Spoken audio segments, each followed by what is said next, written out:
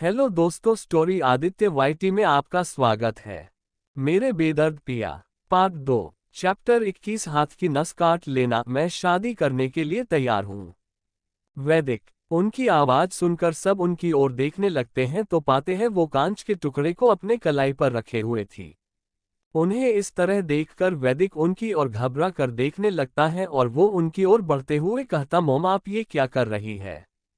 उसकी बात पूरी होती उससे पहले ही सुमन जी बोलती है, वैदिक पहले हमें जवाब दीजिए, आप सिया से शादी करेंगे कि नहीं। अगर आपने मना किया तो हम अभी अपनी हाथ की नस काट लेंगे और सबको हमारी कसम है हमें कोई भी हाथ तक नहीं लगाएगा जब तक हम मर नहीं जाते हैं, लेकिन आप हमारे मरने के बाद भी हमें हाथ नहीं लगाएंगे।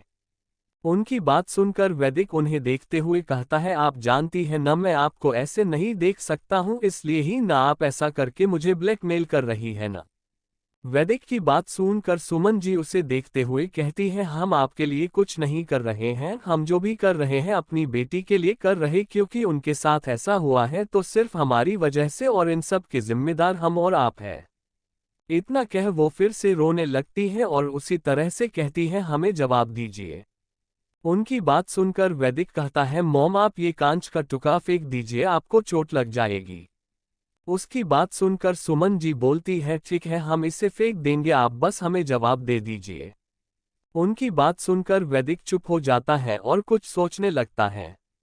उसे चुप देखकर सुमन जी कहती हैं, ठीक है वैदिक, हमें हमारे सवालों का जवाब मिल गया। और इसी के साथ वो उस कांच के टुकड़े से अपने हाथ की नस काट लेती है। उनके ऐसा करने से उनके हाथ से खून पानी की तरह बहने लगता है। उनके नस काटते ही रघुवेंद्र जी, सार्थक, दिशा और वैदिक सबकी एक साथ चिल्लाने की आवाज आती है, सुमन मॉम। उन्हें इस तरह देखकर सब उनकी ओर जाते हैं। तभी सुमन जी बोलती है, कोई हमारे पास नहीं आएगा, हमें अब नहीं जीना है। अगर हम जिंदा रहे तो हम सिया से क्या कहेंगे कि उनकी इस हालत का जिम्मेदार मेरा ही बेटा है, जिसकी हम उससे तारीफ किए नहीं थकते थे। उन्हें इस तरह देख और किसी को अपने पास आने से मना करते हुए देखकर वैदिक जल्दी से उनके पास जाता है और उनके हाथ को पकड़कर जल्दी से कहता है, भाई कॉल द डॉक्टर। उसकी बात सुनकर सार्थक जैसे ही अपना फोन निकालकर डॉक्टर को कॉल करने जाता है, वैसे ही सुमन जी बोलती है, कोई डॉक्टर नहीं आएगा और न ही हम कोई इलाज कराएंगे। उनकी बात सुनकर वैदिक गुस्से से कहता है, मॉम आप ऐसे जिद नहीं कर सकती है, आपको पता है ना हम सब लोग आपको इस हाल में नहीं देख सकते हैं, तो फिर आपने ऐसा क्यों किया। आपको पता है ना मुझे आपके ऊपर एक खरोच भी नहीं बर्दाश्त होती है, फिर भी आपने खुद को इतनी चोट पहुंचा ली है। वैदिक की बात सुनकर सुमन जी बोलती है, ठीक है वैदिक, हम खुद को चोट नहीं पहुंचाएंगे। इतना कहते कहते उनके कदम लड़खड़ाने लगते हैं, लेकिन वैदिक उन्हें संभाल लेता है। उसके बाद वो अपनी दबी हुई आवाज में कहती है, आप सिया से शादी करने के हाँ कर दीजिए, हम खुद का इलाज करवाने देंगे। इतना कह उनकी आंखें बंद होने लगती हैं धीरे धीरे और वो उसी तरह से कहती है, नहीं तो हम भी ऐसे ही मर जाए। उनकी बात पूरी होती कि उससे पहले ही वैदिक उनकी ऐसी हालत देखकर डर जाता है और तुरंत कहता है, मैं शादी करने के लिए तैयार हूँ। उसकी बात सुनकर सिया जी उसे अपनी अधखुली आंखों से देखते हुए मुस्कुरा देती है और तुरंत ही उसकी बाहों में बेहोश हो जाती है। उन्हें इस तरह देखकर वैदिक जोर से चिल्लाता है, मॉम, और उन्हें जल्दी से सोफे पर लेटा देता है। तब तक वहां डॉक्टर भी आ जाती है जिसे सार्थक ने बुलाया था। वो आके सुमन जी के हाथों में पट्टी बांधती है और उन्हें एक इंजेक्शन देती है जिससे उन्हें इन्फेक्शन ना हो और कुछ दवाएं भी देती है। फिर वो वहां से चली जाती है। अगली सुबह वैदिक सुमन जी के रूम जाता है और उनसे कहता है, मॉम मेरी एक शर्त है, तभी मैं शादी करूंगा। उसकी बात सुनकर सुमन जी घबरा कर उसे देखते हुए कहती है, कई कैसी शर्त है। वैदिक कहता है, मेरी पहली शर्त यह है कि मैं सिया से शादी करूंगा, लेकिन किसी को भी इस बारे में पता नहीं चलना चाहिए और ये सीक्रेट ही रहेगा। सुमन जी उसकी बात सुनकर उसकी शर्त मान जाती है। उसके बाद वो उसे तैयार होने को बोलती है। उनकी बात सुनकर वैदिक अपने मन में कहता है, आज से मैं तुम्हारी जिंदगी हेल बना दूंगा, क्योंकि तुम्हारी वजह से मॉम ने खुद को चोट पहुंचाई है। उन्हें जितना दर्द हुआ होगा उससे कई गुना ज्यादा दर्द मैं तुम्हें दूंगा। इतना कहकर अपने मन में वो चला जाता है। सुमन जी सिया के पास आती है और उसे भी कल जो हुआ सब कुछ बता देती है कि ये सब कुछ ड्रग्स की वजह से हुआ है और उसे वैदिक से शादी करने के लिए मना लेती है। सिया भी उनकी बात मान जाती है और वैदिक से शादी करने को तैयार हो जाती है। कुछ देर बाद उनकी शादी मेंशन में ही हो जाती है, जिसमें सिर्फ घर के ही लोग शामिल थे। चैप्टर 22 एक दिन सब ठीक हो जाएगा। शादी के बाद सिया की जिंदगी पूरी तरह से बदल गई। सुमन जी ने वैदिक की सिया से ये सोचकर कराई थी कि वो उसकी जिम्मेदारी लेगा, लेकिन उल्टा ही उसने सिया की जिम्मेदारी लेना तो छोड़ो, उसकी जिंदगी ही नरक बना दी थी। सिया को इस घर में रहने और खाने के लिए घर का सारा काम और खाना बनाना पड़ता था, और खुद की जरूरतों को पूरा करने के लिए वो जॉब करती थी और उसी में से कुछ पैसे बचा भी लेती थी, क्योंकि वैदिक ने सबको वार्निंग दी हुई थी सिया को किसी ने भी कुछ दिया या उसने किसी से कुछ कहा तो वो उसे यहाँ से निकाल देगा। मासूम सी सिया उसकी हर बात मानती थी और हर रोज इस उम्मीद में रहती कि एक दिन सब ठीक हो जाएगा, लेकिन कुछ भी ठीक नहीं हुआ और इसी सब से वो तंग हो गई थी। उसकी जिंदगी ही उसे बोझ लगने लगी थी, तो उसने खुद की ही जान लेने की सोची और एक दिन किचन में काम करते हुए उसने अपने हाथ की नस को काट दिया। उसे लगा शायद वो अब इन सब चीजों से छुटकारा पा लेगी और वैदिक को भी उसका चेहरा नहीं देखना पड़ेगा। थोड़ी देर बाद सिया बेहोश होकर गिर गई, लेकिन शायद भगवान को ये मंजूर नहीं था कि वो इतनी जल्दी हार मान ले। इसलिए इत्तेफाक से सुमन जी किचन में पानी लेने आ जाती है और सिया को इस तरह देखकर वो जल्दी से रघुवेंद्र जी को बुलाती है और उसका डॉक्टर को बुलाकर इजाज कराती है। तभी उन्हें डॉक्टर बताती है कि सिया प्रेग्नेंट है। ये सुनकर वो खुश हो जाती है, साथ ही जब घर में सबको पता चलता है तो वो लोग भी खुश हो जाते हैं। कुछ देर बाद जब सिया को होश आता है तो उसे भी पता चला वो प्रेग्नेंट है, और इसी के साथ सुमन जी उसे अपनी कसम देती है कि वो कभी भी दोबारा ऐसी हरकत नहीं करेगी और न ही वो कभी भी खुद की जान लेने के बारे में सोचेगी भी। सिया भी उनकी बात सुनकर अपना सर हाँ में हिला देती है। उसके बाद सुमन जी उससे वादा भी लेती है कि अब से वो अपना और आने वाले बच्चा का भी ध्यान रखेगी और उन्हें कुछ नहीं होने देगी, न खुद को। सिया इस बात को सुनकर खुश हो गई। उससे लगा शायद अब उसकी भी जिंदगी बदल जाएगी, वैदिक भी उसकी वैसी ही केयर करेगा जैसे सार्थक दिशा का करता है जब से दिशा प्रेग्नेंट हुई है।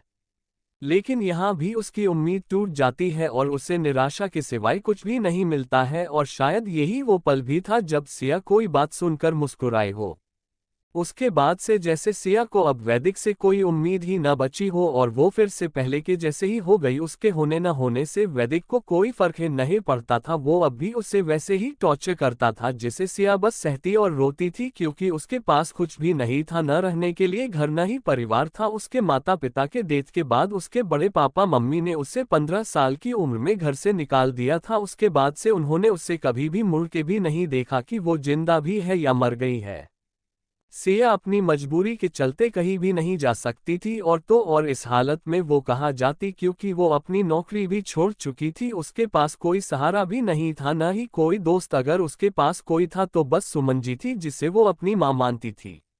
लेकिन इस बात से सब बेखबर थे कि सिया इन सब चीजों से अंदर ही अंदर टूटती जा रही थी और उसके अंदर के सारे इमोशन जैसे खत्म होते जा रहे थे। सिया को इन हालतों में सबसे ज्यादा जरूरत वैदिक की थी, लेकिन उसने कभी भी उससे ये तक नहीं पूछा वो कैसी या उसे किसी चीज की जरूरत है। सिया को जब प्रॉब्लम होने लगी तो उसने जॉब छोड़ दी, क्योंकि वो बहुत जल्दी थक जाती थी प्रेगनेंसी की वजह से। ऊपर से घर का भी सारा काम उसे ही करना पड़ता था, साथ ही साथ खुद का भी ध्यान उसे खुद ही रखना पड़ता था। वो अकेले ही हॉस्पिटल जाती थी डॉक्टर को दिखाने और खुद ही सारा खर्चा उठाती थी अपनी दवाइयों का, क्योंकि वो बहुत कमजोर थी और उसके प्रेगनेंसी में कुछ कॉम्प्लिकेशंस भी थी जिसके लिए उसे प्रॉपर ट्रीटमेंट की जरूरत थी। सुमन जी से किया हुआ अपना वादा पूरा करने के लिए वो अपनी तरफ से सारी कोशिशें करती हैं और न ही वो किसी से कुछ कहती थी और न ही किसी से कुछ लेती थी। सिया ने जो अपनी सेविंग्स बचा के रखी हुई थी अब तक वो सब खत्म हो गया था, अब उसके पास कुछ भी नहीं बचा था। सिया सीढ़ियों पर बैठी अपने पास्ट के बारे में सोच रही थी और उसे जितना सब कुछ याद आता उतना ही रोती बिलखती रहती थी। अब तक तो उसके आंसू भी सूख चुके थे और वो अपने ख्यालों से बाहर निकलकर खुद से एक वादा करते हुए कहती हैं। चैप्टर 23 जीते जी मर जाएंगे। हम खुद से आज एक वादा करते हैं कि आज के बाद हम कभी भी कोई उम्मीद किसी से नहीं रखेंगे। अगर कभी हमें मौत भी आएगी और हमें लगा कि आप हमें बचा लेंगे तो भी हम अपनी मौत चुनेंगे, पर आपके पास कभी भी नहीं आएंगे।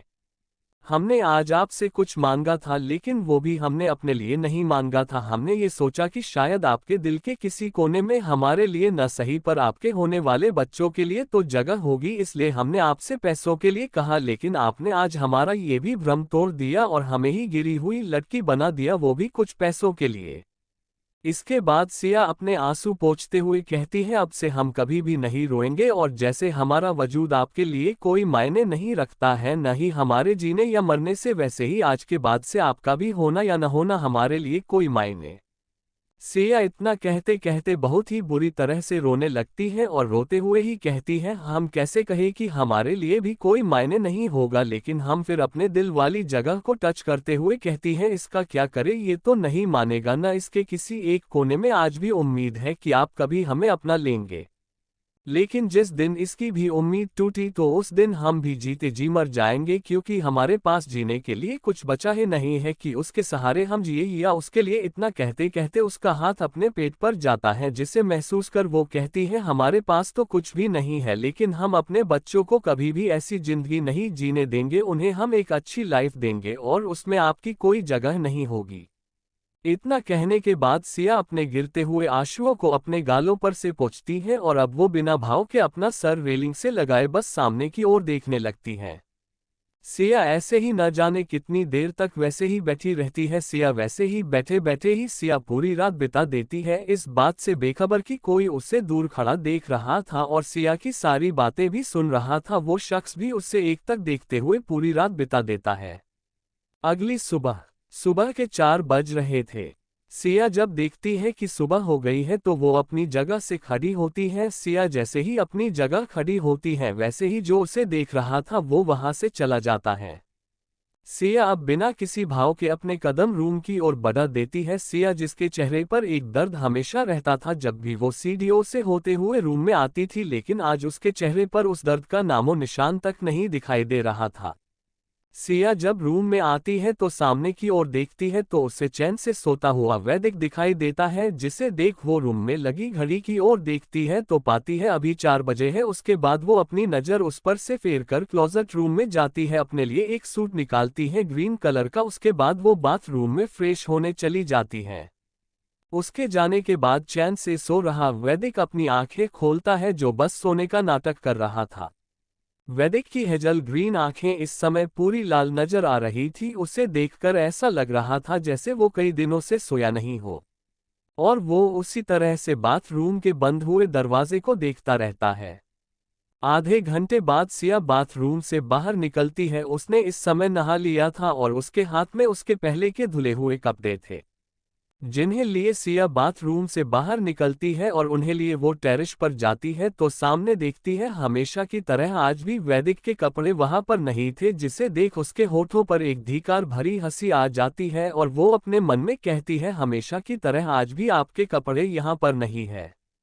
उसके बाद सिया अपने कपड़े वहां फैलाकर रूम में आती है। सिया ड्रेसिंग टेबल के सामने खड़े होकर अपने बालों में कॉम्ब करते हुए खुद को देखते हुए कहती है, ये भी कपड़े अब हमें बहुत टाइट हो रहे हैं। अब हमारे पास तो कोई लूज कपड़ा ही नहीं है जिसे हम पहने। ये आखिरी था जो हमें लगता था कि हमें टाइट नहीं होगा, लेकिन ये भी टाइट हो गया है। क्या हमें ढीले कपड़े लेने पड़ेंगे अब? लेकिन जैसे ही उसे ख्याल आता है उसे कपड़े लेने होंगे तो उसकी आंखों में मायूसी छा जाती है और वो अपने मन में कहती है, लेकिन हमारे पास पैसे भी नहीं है अब तो। उसके बाद सिया अपने लंबे बालों का जुड़ा बनाती है, फिर वो मिरर में खुद को अच्छे से आगे पीछे मुड़कर देखती है, इस बात से अनजान की किसी की आंखें उसे लगातार देखे जा रही है। सिया पाती है उसके सूट की सिलाई किसी भी वक्त खुल सकती है, इसलिए वो जल्दी से कॉम को ड्रेसिंग टेबल पर रखती है। तभी उसकी नज़र एक बॉक्स पर जाती है, जिसे देख उसके आंखों के सामने कुछ आने लगता है। चैप्टर 24 तेरा खर्चा कौन उठाएगा। एक औरत एक लड़की से कह रही थी, तू इस घर से निकल जा, अब तू यहाँ नहीं रह सकती है, और ये पकड़ अपनी अमानत जो तेरी माँ ने तेरे शादी के लिए अभी से बना के रखे हुए है, और इसे भी ले जा ताकि तू बाद में ये न कह सके कि हमने तुझे निकाला तो तेरी माँ की आमंत्रण भी नहीं दी तुझे। जो तेरे लिए रखी थी। उसने इतना कहकर वो और उस लड़की के हाथ में एक बॉक्स देती है और उसी के साथ एक बैग भी, और उसे अपने घर से निकालकर उसके मुंह पर दरवाजा बंद करते हुए कहती है, आज के बाद मुझे अपनी शक्ल भी कभी मत दिखाना और न ही कभी यहाँ आना, क्योंकि जब तक तेरे माँ बाप जिंदा थे तो तू रहती थी यहाँ, लेकिन अब वो मर गए हैं तो तेरा खर्चा कौन उठाएगा। इतना कह वो उस लड़की के मुंह पर दरवाजा बंद कर देती है। वही उस औरत के ऐसा करने से वो लड़की बस रोती हुई उन्हें देखती रह जाती है। वो लड़की कोई और नहीं सिया थी, जिसे उसकी बड़ी मम्मी ने उसके मम्मी पापा के मौत के बाद उसे घर से निकाल दिया था कि उसका खर्चा कौन उठाएगा। ये कहकर सिया ड्रेसिंग टेबल पर पड़े बॉक्स को देखती है। उसे जब से ये बॉक्स मिला था उसने इसे कभी खोलकर देखा ही नहीं था कि इसमें क्या है और उसकी माँ ने उसके लिए क्या रखा है इस बॉक्स में। लेकिन जब सिया शादी के बाद यहाँ आई थी तो इसे भी अपने साथ लेके आई थी, लेकिन आज उस बॉक्स को देखकर उसका मन करता है कि वो इसे खोलकर देखें, इसलिए सिया उसे घिरे से झुककर अपने हाथ में उठा लेती है। उसके बाद सिया उस बॉक्स को ओपन कर देखती है तो उसमें रखी चीजों को देखकर उसकी आंखों में कुछ चमक सी आ जाती है। उस बॉक्स को जब सिया खोलती है तो उस बॉक्स में उसे गहने मिलते हैं जो कि गोल्ड के थे, जिनकी डिजाइन भी बहुत सुंदर थी, जिसे देख वो अपने मन में कहती है, क्या माँ ने हमारे शादी के लिए ये गहने बनवाए थे। उसके बाद सिया उन गहनों पर अपने हाथ फेरते हुए कुछ सोचकर कहती है, ये हमारी शादी के काम आए या ना आए, लेकिन ये अब हमारे बहुत काम आएगा। अब हमें पता है हमें इसका क्या करना है। इतना कह सिया उस बॉक्स को बंद करके उसकी जगह पर रख देती है जहां से उसने उसे उठाया था। फिर एक नज़र खुद को देखकर वो फिर से क्लोजेट रूम में अपने कपड़े चेंज करने के लिए चली जाती है। सिया क्लोजेट रूम में कबर्ड के सामने खड़ी अपने सारे कपड़े को देख रही थी और उन्हें देखते हुए कहती है, सब के सब टाइट हो रहे हैं। फिर अपने बेबी बम पर हाथ रखकर कबर्ड को देखते हुए कहती है, अब हम क्या पहने बताए, तो आपकी वजह से हमारे सारे कपड़े हमें नहीं हो रहे हैं। इतना कहकर सिया अपनी रोनी सूरत बना लेती है जिससे वो बहुत ही सुंदर लग रही थी। तभी सिया की नज़र कोने में पड़े एक पीले कलर के कपड़े पर जाती है, जिसे देख सिया कहती है, ये तो खो गई थी ना, फिर ये यहाँ कैसे आ गई। इसे तो मैंने बहुत बार खोजा था लेकिन ये तो तब नहीं मिली, या फिर ये यहाँ कोने में पड़ी हुई थी इसलिए हमें ही नज़र नहीं आई। जो भी हो हमें क्या। इतना कह वो उस पीले कलर के कपड़े को निकल लेती है। उसके बाद सिया अपने कपड़े निकालकर उस पीले रंग के कपड़े को पहन लेती है जो कि एक मैटरनिटी मिडी थी, जो उसके घुटने के थोड़ा नीचे तक की थी, जिसमें उसके गोरे पैर साफ दिखाई दे रहे थे और बहुत अच्छे और लुभावने लग रहे थे। सिया के ऊपर वो मिडी बहुत ही अच्छी लग रही थी। सिया इस समय इतनी खूबसूरत लग रही थी कि अगर उसे कोई एक नज़र देख ले तो उस पर से अपनी नज़र हटा ही नहीं पाए, बस उसे ही देखता रह जाए। प्रेगनेंसी की वजह से सिया और भी ज्यादा ग्लो करने लगी थी और थोड़ी चबी हो गई थी। सिया इस लुक में भी बहुत सुंदर लगती थी। सिया चेंज करके रूम में आती है और ड्रेसिंग टेबल के सामने खड़ी होकर फिर से एक बार खुद को देखती है। उसके बाद वो ड्रेसिंग टेबल के पास जाके सिंदूर की डब्बी उठाकर अपने मांग में भरती है और एक छोटी सी बिंदी लगाती है और होठों पर लिपस्टिक की जगह पर नेचुरल लिप बाम लगाती है। उसके बाद वो खुद को देख कहती है, अब ठीक है। सिया को ये सब करते हुए फिर से उसी एक शख्स की आंखें देख रही थी और इस कपड़े में देख सिया को वो शख्स बहुत ही बारीकी से ऊपर से नीचे तक देखने लगता है।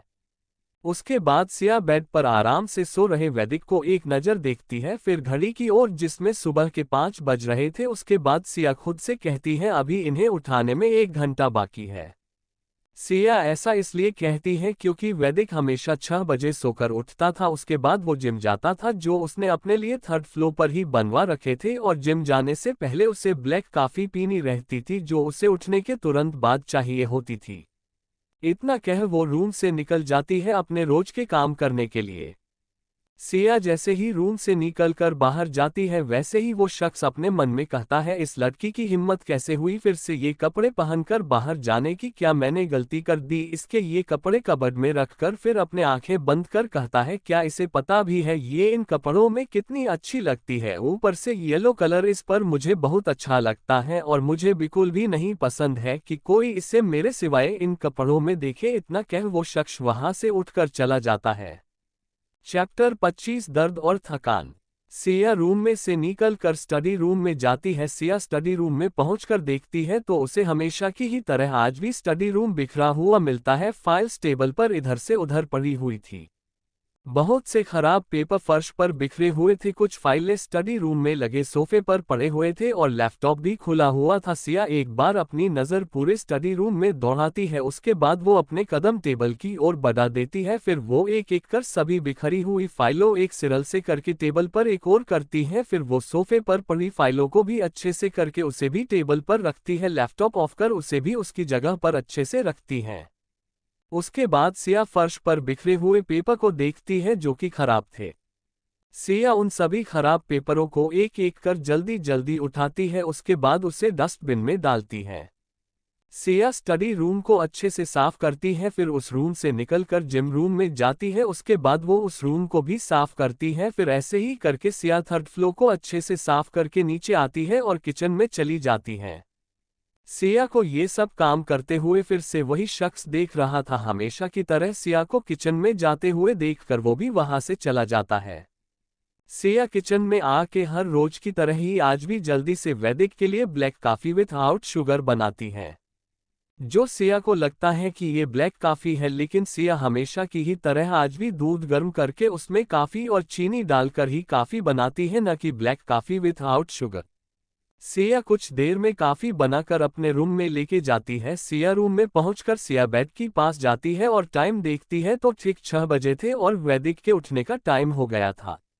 वैदिक ठीक उसी समय अपनी आंखें खोलता है तो उसे अपनी आंखों के सामने सिया का चेहरा नजर आता है, जिसे वो गौर से देखता है। लेकिन आज वैदिक जब अपनी हेजल ग्रीन आंखों से सिया के ओशियन ब्लू आंखों में देखता है तो वो कुछ पल ठहर जाता है। आज उसे सिया की आंखों कुछ भी नजर नहीं आ रहा था जैसे हमेशा नजर आता था। वैदिक को हर सुबह सिया की उन नीली आंखों में एक उम्मीद नजर आती थी, एक थकान नजर आती थी। उसके आंखों में हमेशा आंसू भरे होते थे, उसके चेहरे पर एक न बयां करने वाला दर्द नजर आता था। सिया जब भी उसके सामने आती थी, लेकिन आज उसे सिया की उन नीली आंखों में कुछ भी नजर नहीं आ रहा था। आज वैदिक को उसके चेहरे पर दर्द और थकान की एक सेकंड तक नजर नहीं आ रही थी और न ही उसके आंखों में आंसुओं की झलक। वैदिक उसी तरह सिया को देखते हुए वो अपना हाथ आगे बढ़ाकर कॉफी का कप उठा लेता है। चैप्टर 26 क्या इसे ब्लैक कॉफी कहते हैं? सिया का वैदिक को जवाब देना। वैदिक कॉफी का कप लेकर एक नज़र सिया को ऊपर से नीचे तक स्कैन करता है। सिया को देख न जाने वैदिक को क्या होता है। उसके बाद वो अपनी दूसरे हाथ की मुट्ठी कसकर बांध लेता है। वैदिक के कॉफी लेने के बाद सिया अपना सर झुकाकर एक साइड खड़ी हो जाती है।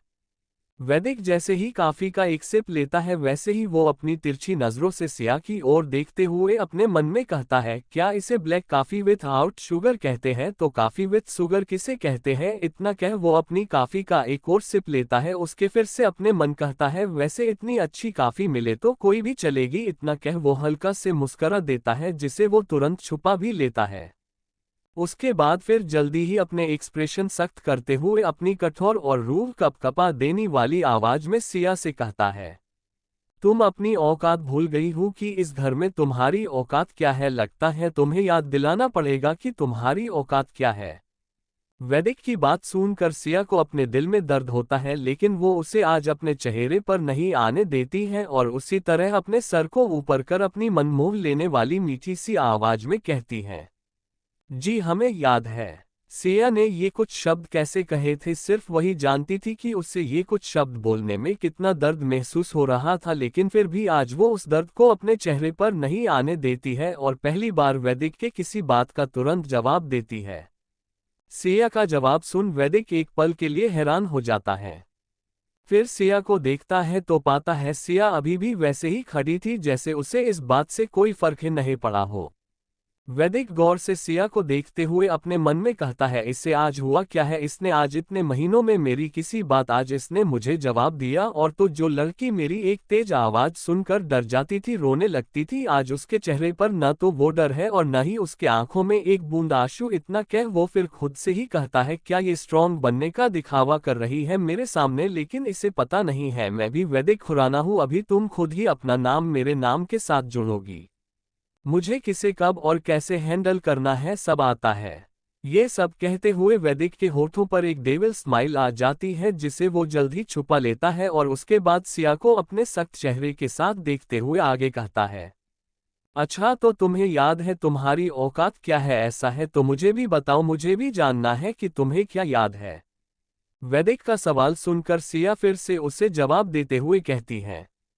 सिया बिना किसी भाव के वैदिक से कहती है, हमारी औकात उतनी ही है जितनी एक नौकर की होती है, लेकिन शायद ये ज्यादा है। मैं उनकी तुलना में उनसे भी गैर गुजरी और गिरी हुई लटकी हूँ, और मेरी औकात बस यही है कि यहाँ जितने भी नौकर इस मेंशन में रहते हैं मैं उनके बराबर तो क्या उनकी नौकर भी बनने के काबिल नहीं हूँ। इतना कह सिया चुप हो जाती है।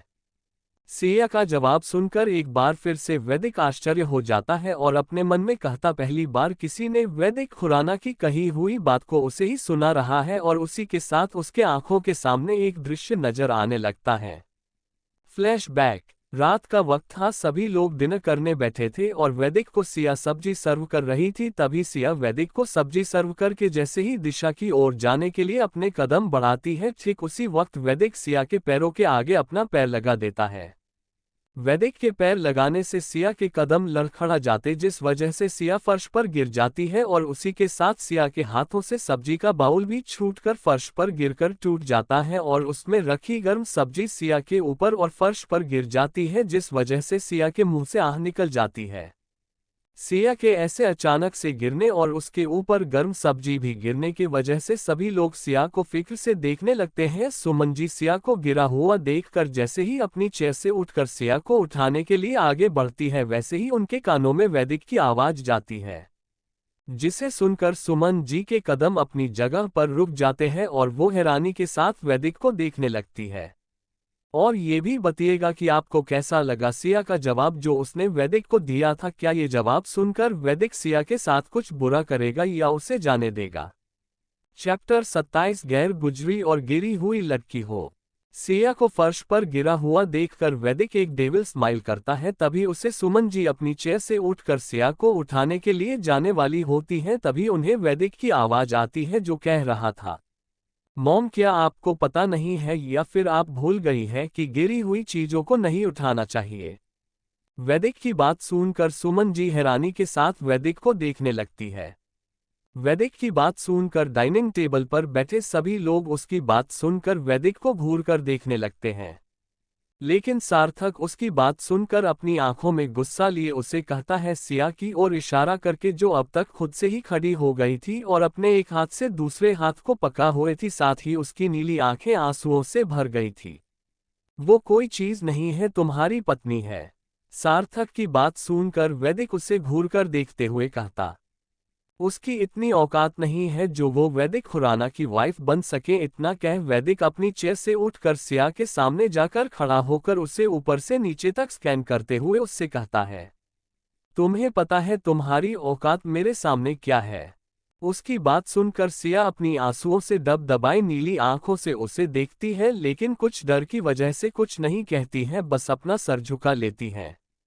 उसे इस तरह देखकर वैदिक के होठ मुड़ जाते हैं। फिर वो अपने एक्सप्रेशन लेस चेहरे से सिया को देखते हुए कहता है, मैं बताता हूं तुम्हें तुम्हारी औकात क्या है मेरे सामने। इतना कह वो सिया के उस हाथ को पकड़कर जोर से दबा देता है जो गर्म सब्जी गिरने की वजह से जल गया था, जिसे सिया ने अपने दूसरे हाथ से पकड़कर रखा था। वैदिक के इस तरह से सिया का जला हुआ हाथ दबाने की वजह से सिया के मुंह में एक दर्द भरी चीख निकल जाती है और उसके आंखों से बेतहासा आंसू गिरने लगते हैं। लेकिन वैदिक को सिया के दर्द से बिल्कुल भी फर्क नहीं पड़ता है। वो उसी तरह सिया का हाथ पकड़े कहता है, तुम्हारी औकात उतनी ही है जितनी एक नौकर की होती है, लेकिन शायद ये ज्यादा है। तुम उनकी तुलना में उनसे भी ज्यादा गैर गुजरी और गिरी हुई लटकी हो, और तुम्हारी औकात बस यही है कि यहाँ जितने भी नौकर इस मेंशन में रहते हैं तुम उनके बराबर तो क्या उनकी नौकर भी बनने के काबिल नहीं हो। इतना कह वैदिक सिया को जोर से धक्का दे देता है, जिससे सिया खुद को संभाल नहीं पाती है और एक बार फिर से फर्श पर गिर जाती है। फ्लैशबैक एंड प्रेजेंट टाइम में वैदिक अपनी सोच पर लगाम लगाते हुए सिया को अपनी हेजल ग्रीन आंखों से घूर कर देखता है। इस समय उसकी आंखों में कुछ तो था। सिया की बात सुनकर उसकी आंखों में कुछ आके गुजरा, जिसे वैदिक ने तुरंत ही अपने रूड और एरोगेंट चेहरे पर आने नहीं दिया। सिया जो वैदिक के घूरने मात्र से सहम जाया करती थी और उसकी नीली आंखें आंसुओं से डबडबा जाया करती थी, लेकिन आज ऐसा कुछ भी नहीं था। न उसकी आंखों में आंसू थे, न कोई डर और न ही चेहरे पर दर्द की एक सिकन थी। सिया को इस तरह देखकर वैदिक अपने दांत पिसते हुए अपने एक हाथ से उसके मुंह को कसकर दबाते हुए कहता है, चलो तुम्हें तुम्हारी औकात तो याद है। इतना कहकर वैदिक गुस्से से काफी का कप उठाकर फर्श पर फेंक देता है। उसके बाद सिया के मुंह को भी एक झटके के साथ छोड़कर वह रूम से निकल जाता है।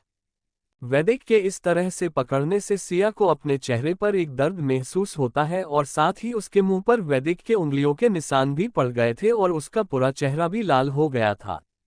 सिया दरवाजे की ओर देखती है जिस तरफ से वैदिक गया था। उसे इस तरह जाता हुआ देखकर सिया के होठों पर एक कड़वी मुस्कान आ जाती है। ये कोई नॉर्मल हंसी नहीं थी, सिया की हंसी ऐसी थी जैसे उसे खुद पर ही तरस आ रहा हो। वैदिक के जाने के बाद सिया अपने हाथ में पकड़े ट्रे को टेबल पर रखती है। उसके बाद सिया रोज की तरह क्लोजेट रूम में जाती है। वहां से वैदिक के लिए एक बाथरोब निकालकर उसे ले जाके बाथरूम में रखती है। उसके बाद सिया आके बिस्तर सही करती है, फिर टेबल पर पड़े वैदिक के डॉक्यूमेंट्स को अच्छे से अरेंज करती है। उसके बाद सिया कफ के टुकड़े को एक एक कर उठती है, फिर पूरे रूम की अच्छे से साफ सफाई करती है। सब कुछ कर लेने के बाद सिया रूम से निकल जाती है। चैप्टर 28। लेकिन कुछ ऐसे भी होते हैं जिन्हें बस पीने और खाने ही आता है, बनाने नहीं। कुछ देर बाद सिया रूम की साफ सफाई करके नीचे आती है। उसके बाद सिया पूरे मेंशन की सफाई करती है। सब कुछ साफ सुथरा करते करते सिया को 1 घंटा और लग जाता है। अब तक सुबह के 7:15 बज गए थे। ये सब कुछ करने के बाद सिया किचन का रुख करती है। उसके बाद वो सभी के लिए चाय बनाती है। सिया जब तक चाय बनाती है तब तक सभी लोग हाल में आकर सोफे पर बैठे हुए थे। सिया चाय बनाकर कप में छानती है सबके लिए, फिर सारे कप को ट्रे में रखकर किचन से निकलकर हाल में आती है। उसके बाद सिया सबसे पहले रघुवेंद्र जी को 1 कप चाय देती है, फिर सुमन जी को, उसके बाद सार्थक और दिशा को। सार्थक चाय की एक सिप लेके कहता है, सिया तुम्हारी हाथ की चाय सुबह सुबह चाय पी के दिन बन जाता है, क्या स्वाद है तुम्हारे हाथों में। इतना कह वो अपने बगल में बैठी दिशा की ओर देख आगे कहता है, लेकिन कुछ ऐसे भी होते हैं जिन्हें बस पीने और खाने ही आता है, बनाने नहीं। सार्थक की बात सुनकर सभी लोग मुस्कुराने लगते हैं, लेकिन दिशा उसे घूरते हुए कहती है, आपका मतलब क्या है सार्थक जी, हमें बस खाने आता है, बनाने नहीं। आपको पता है हम ऐसा खाना बनाते हैं न कि सामने वाला अपनी उंगलियां तक खा जाए हमारे हाथ का खाना खाकर। इतना कहकर दिशा घूरकर सार्थक को देखने लगती है। उसकी बात सुनकर सार्थक कहता है, अच्छा ऐसा है क्या। हाँ ऐसा ही है। सार्थक की बात सुनकर दिशा जल्दी से कहती है। दिशा का जवाब सुन सभी लोग उसे हैरानी से देखने लगते हैं, जैसे उन्हें विश्वास ही नहीं हो रहा हो सिया की बातों पर, क्योंकि सभी को पता था कि सिया को पानी भी गर्म करना तो छोड़ो, उसे गैस ही जलाने नहीं आती थी। सबकी नजरों को अपने ऊपर महसूस कर दिशा नर्वस हो जाती है। उसके माथे पर हल्के हल्के पसीने आने लगते हैं, जबकि एसी भी ऑन थी, उसके बावजूद भी उसको पसीना आ रहा था। उसे इस तरह देखकर सार्थक कहता है, ऐसी बात है तो आज तुम क्यों नहीं हम सब के लिए ब्रेकफास्ट और लंच बनाती हो, हमें भी तुम्हारा टैलेंट पता चल जाएगा। इतना कह सार्थक अपने होठों पर डेविल स्माइल लिए दिशा को देखना लगता है। दिशा सार्थक की बात सुनकर सहम जाती है और उसके चेहरे पर 12 बज जाते हैं। उसकी हालत ऐसी हो गई थी मानो उसे सार्थक ने खाना बनाने के लिए नहीं कहा हो, बल्कि जंग लड़ने के लिए जाने को कहा हो।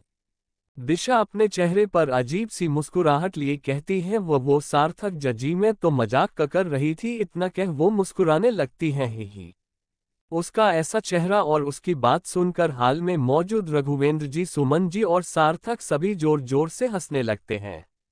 सबको खुद के ऊपर इस तरह से हंसते हुए देखकर दिशा रोने जैसी शकल बनाकर कहती है, आप सभी लोग हमारा मजाक उड़ा रहे हैं। आप लोगों को पता है कि हमें पानी गर्म करने तक नहीं आता है, फिर भी आप सब लोग हमें हंस रहे हैं। इतना कहकर दिशा अपना मुंह फेर लेती है और गुस्सा होने का नाटक करने लगती है।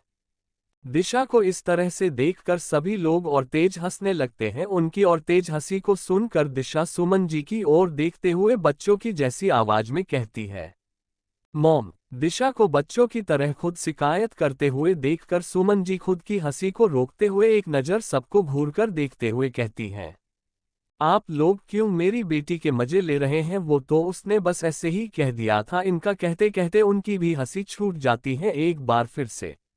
सुमन जी को हंसते हुए देखकर इस बार सभी लोग मुस्कुराने लगते हैं, साथ ही दिशा भी ठहाके मार कर हंसने लगती है। लेकिन सोफे के पास खड़ी सिया के चेहरे पर न कोई हंसी थी न ही कोई उदासी। उसे देखकर ऐसा लग रहा था जैसे उसे इन सब बातों से कोई फर्क ही नहीं पड़ रहा हो। वो एक पुतले के समान खड़ी थी, सबको हंसता मुस्कुराता अपना चाय पीते देख सिया वहां से किचन की ओर जाने के लिए जैसे ही अपना पहला कदम उस ओर बढ़ाती है, तभी उसे सुमन जी बुलाती हैं। सिया रुकिए। चैप्टर 29 हम नहीं पीते हैं, आप उसे खो चुके होंगे। सिया सुमन जी की बात सुनकर अपने आगे बढ़ाए कदम रोक लेती है और मुड़कर सुमन जी को देखते हुए कहती है, जी माँ। सिया की बात सुनकर सुमन जी कहती हैं, हमने आपसे कितनी बार कहा आप सुबह की चाय हम सब के साथ पिया कीजिए, लेकिन आप सुनती ही नहीं है। सुमन जी की बात सुनकर रघुवेंद्र जी भी सिया को देखते हुए कहते हैं, सिया सुमन आपको हर बार कहती है, आप हमेशा बस हम सब के लिए ही लाती है, आप अपने लिए लाती ही नहीं है। आप चाय तो हमारे साथ पी ही सकती है न, यहाँ तो वैदिक नहीं होता है, फिर आप क्यों हम सबको दे के चली जाती है। सुमन जी और रघुवेंद्र जी का सवाल सुन सिया उन्हें बिना किसी भाव के देखते हुए अपनी मीठी सी मन मोह लेने वाली आवाज में कहती हैं, वो हम चाय नहीं पीते हैं, इसलिए बस आप लोगों के लिए बना कर लाते हैं। सिया की बात सुनकर सभी उसे हैरानी से देखने लगते हैं, लेकिन सार्थक के चेहरे के भाव बदल गए थे उसकी बात सुनकर। रघुवेंद्र जी, सुमन जी, दिशा और सार्थक सिया को ऐसे देख रहे थे जैसे उन्हें उसकी बात पर भरोसा ही न हो। तभी दिशा सिया को देखते हुए कहती है, तो तुम अपने लिए काफी लाया करो और हम सब लोगों के साथ उसे ही पी लिया करो। दिशा की बात सुनकर सिया दिशा की ओर देखते हुए कहती है, भाभी हमें काफी भी नहीं पसंद है, इसलिए हम उसे भी नहीं पीते हैं। उसकी इस बात को सुनकर दिशा उसे ऐसे देखने लगती है जैसे वो कोई अजूबा देख रही हो। उसके बाद दिशा फिर से सिया से सवाल करती है, तो तुम सुबह सुबह क्या पीती हो, सिर्फ पानी? दिशा के सवाल का जवाब देते हुए सिया कहती है, कुछ भी नहीं भाभी। सिया इतना कह वो सबको उनके ख्यालों में खोया छोड़ किचन की ओर चल देती है। सिया के जाने के बाद सुमन जी किचन की ओर देखते हुए अपने मन में कहती हैं, हमें तो पता ही नहीं था कि हमारी बेटी को चाय काफी पसंद ही नहीं है और हमें आज तक पता ही नहीं चला। फिर कुछ सोचते हुए कहती हैं, हमें तो सिर्फ इतना ही पता था कि सिया नॉनवेज नहीं खाती है और न ही उसे छूती है, लेकिन शादी के बाद से वो उसे भी वैदिक के बदौलत छूने लगी थी। सुमन जी अभी अपने सोच में ही गुम थी कि तभी उन्हें सार्थक की आवाज आती है, जो कब से सिया को नोटिस कर रहा था। उसके जाते ही वो बोल पड़ता है, मॉम, सिया आज आपको कुछ बदली हुई नहीं लग रही है। सार्थक की आवाज सुन सुमन जी अपने सोच से बाहर आते हुए कहती हैं, सार्थक, कुछ कहा बेटा तुमने? सुमन जी की बात सुनकर सार्थक एक बार फिर से कहता है, यस मॉम, वो मैं ये कह रहा था कि सिया आज आपको कुछ बदली हुई नहीं लग रही है। सार्थक की बात सुनकर सुमन जी उसे देखते हुए कहती, नहीं तो आपको ऐसा क्यों लग रहा है? वही सार्थक की बात सुनकर सभी लोग उसे देखने लगते हैं जैसे पूछ रहे हो, तुमने ऐसा क्यों कहा? सार्थक सबके फेस एक्सप्रेशन देखकर समझ जाता है कि उन्हें उसकी बात समझ नहीं आई है, इसलिए वो उसका जवाब देते हुए कहता है, मॉम, आप रोज सिया से कहती हैं हम सब के साथ चाय पीने के लिए, लेकिन वो कभी भी कोई जवाब नहीं देती थी, बस शांति से आपकी बात सुनकर बिना कुछ कहे चली जाती थी। लेकिन आज उसने जवाब दिया, वो भी आपके एक बार कहने पर। और तो और मॉम, सबको साथ में हंसते हुए बातें करते हुए वो जब देखती थी तो वो खुद को अकेला महसूस कर उसके आंखों में आंसू आ जाते थे, पर आज उसके चेहरे पे कोई भाव नहीं था। सार्थक की बात सुनकर सभी लोग कुछ देर पहले की बात को याद करते हैं तो उन्हें भी सार्थक की बात सही लगती है। तभी रघुवेंद्र जी सुमन जी की ओर देखते हुए कहते हैं, कहीं ये सब आपके लाडले की तो देन नहीं है ना, उसने सिया के साथ कुछ किया तो नहीं है ना? रघुवेंद्र जी की बात सुनकर सुमन जी उन्हें देखते हुए कहती हैं, क्या अभी भी कुछ बच गया था सिया को परेशान करने के लिए उनके पास, जो उन्होंने वो भी कर दिया? दिशा सुमन जी और रघुवेंद्र जी की बातों को सुनकर कहती है, क्या वैदिक ने फिर से सिया को परेशान किया है? दिशा की बात सुनकर सार्थक उसे देखते हुए कहता है, क्या तुम बेवकूफ हो, उन्हें कैसे पता चलेगा, वो भी तो यही है ना? सार्थक की बात सुनकर दिशा उसे घूरकर देखती है जैसे उसे अभी ही वो निगल लेगी, लेकिन सार्थक को उसके ऐसे देखने से कोई फर्क नहीं पड़ता है और वो बिना भाव के सोचते हुए अपने मन में कहता है, वैदिक, अगर इसके पीछे भी तुम्हारा हाथ हुआ तो तुम इस बार सोच भी नहीं सकते हो मैं क्या करूंगा। अगर मैंने कुछ किया तो तुम्हारे पास पछतावे के अलावा कुछ भी नहीं बचेगा। सुमन जी अपने मन में सिया के बारे में सोचते हुए कहती हैं। वैदिक, आप बहुत बड़ी गलती कर रहे हैं। मासूम सी लड़की के मासूमियत से खेलकर वैदिक आप गलती पर गलती करते जा रहे हैं, लेकिन आपको इस बात का थोड़ा सा भी पछतावा नहीं है।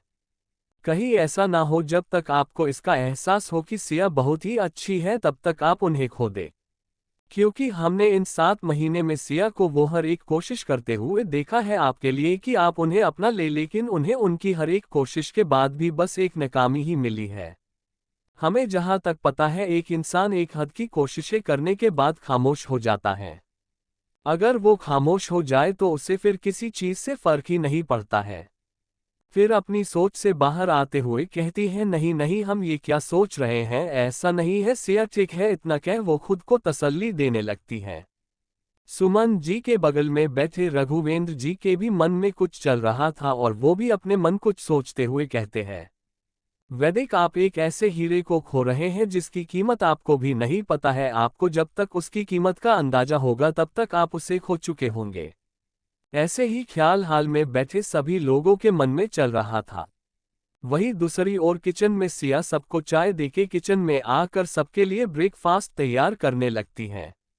कुछ देर बाद सिया ब्रेकफास्ट तैयार कर हाल में आकर टाइम देखती है तो 9 बजने वाले थे, जिसे देख वो अपने मन में कहती है टाइम से बन गया। सिया ऐसा इसलिए कहती है क्योंकि सुबह के 9 बजे सभी लोग एक साथ ही अपना ब्रेकफास्ट करते थे।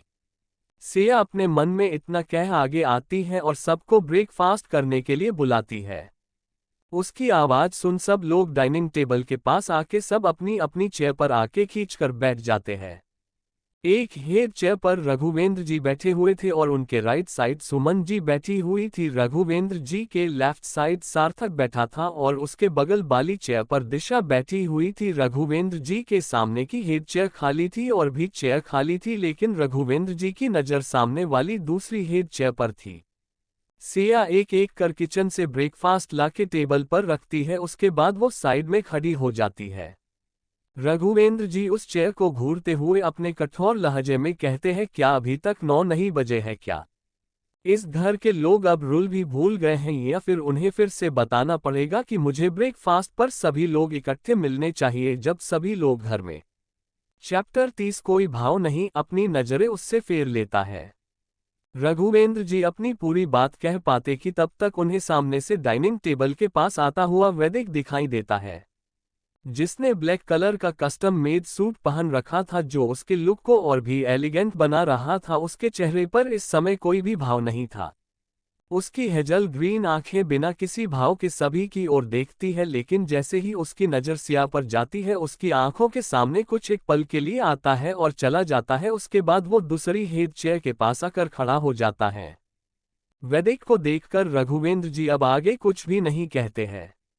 वैदिक को आया हुआ देखकर सिया धीरे से अपने कदम उसके ओर बढ़ाती है। सिया उसके पास आके चेयर को पीछे से हल्का से खींचती है। उसके ऐसा करने के बाद वैदिक चेयर पर बैठ जाता है।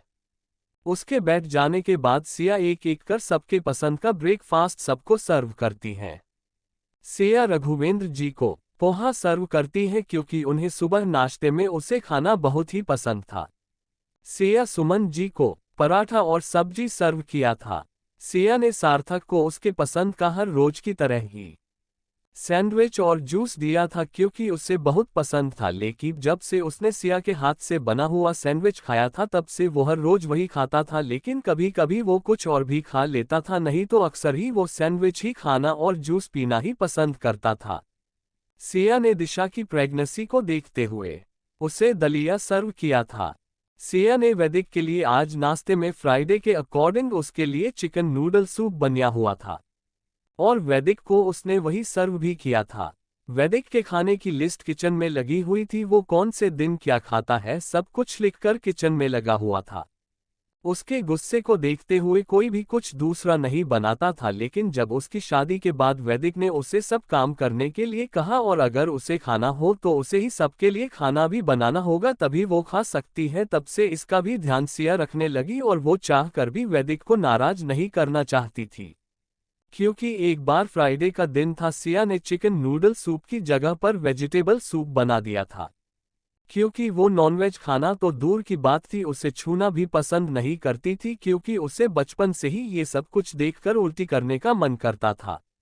इस चीज के लिए वैदिक ने उसके ऊपर ही वो सूप फेंक दिया था, ये कहकर कि वो ये नहीं पीता है। आज के दिन उसके बाद उसे बहुत ही जलील किया था, जिसके बाद सिया ने अपने मन को मारते हुए उसके लिए नॉनवेज बनाना सीखा। सिया वो सब कुछ बनाने के बाद अपने हाथों को कई बार धोती थी, जब तक उसका स्मेल उसके हाथों से गायब न हो जाया करता था। कई बार तो वो उल्टियां भी करती थी शुरू शुरू में, लेकिन वक्त के साथ उसे आदत हो गई।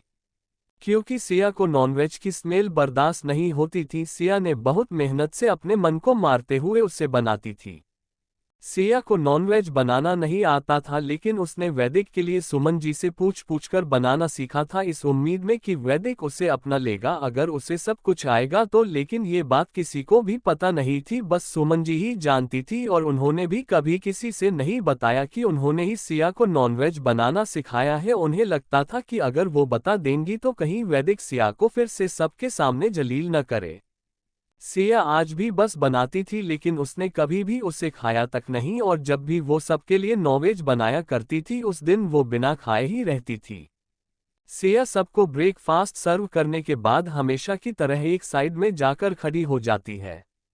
लेकिन आज उसने हमेशा की तरह अपना सर नहीं झुकाया हुआ था, बल्कि वो बिना किसी भाव के सबको अपना ब्रेकफास्ट एंजॉय करते हुए देख रही थी, सिवाय वैदिक के। वही वैदिक की नज़र सिया पर ही बनी हुई थी, वो अपनी तिरछी नज़रों से सिया को ही नोटिस कर रहा था, साथ ही अपना ब्रेकफास्ट भी। अगर उसे कोई देखे तो उसको पता नहीं चलता कि वो सिया को भी देख रहा है। दूसरी ओर सार्थक अपना सैंडविच खाते हुए वो भी एक नज़र सिया को देखता है, जो बिना भाव के सबको देख रही थी। उसे इस तरह देखकर सार्थक वैदिक की ओर घूर कर देखते हुए फिर से अपने मन में कहता है, मुझे पूरा यकीन हो गया है वैदिक, तुमने उसके साथ कुछ जरूर किया है। लेकिन तभी वो अपनी नज़रें वैदिक की ओर से फेर लेता है, क्योंकि उसके ऐसे वैदिक को घूर कर देखने से वैदिक को अपने ऊपर किसी की नज़रें महसूस होती हैं, इसलिए वो अपनी हेजल ग्रीन आंखों से उस ओर देखता है तो उसे खुद को घूरता हुआ सार्थक दिखाई देता है, जिसे देख वो अपनी भावें उचका देता है, जिसे देखकर सार्थक अपनी नज़रें उससे फेर लेता है।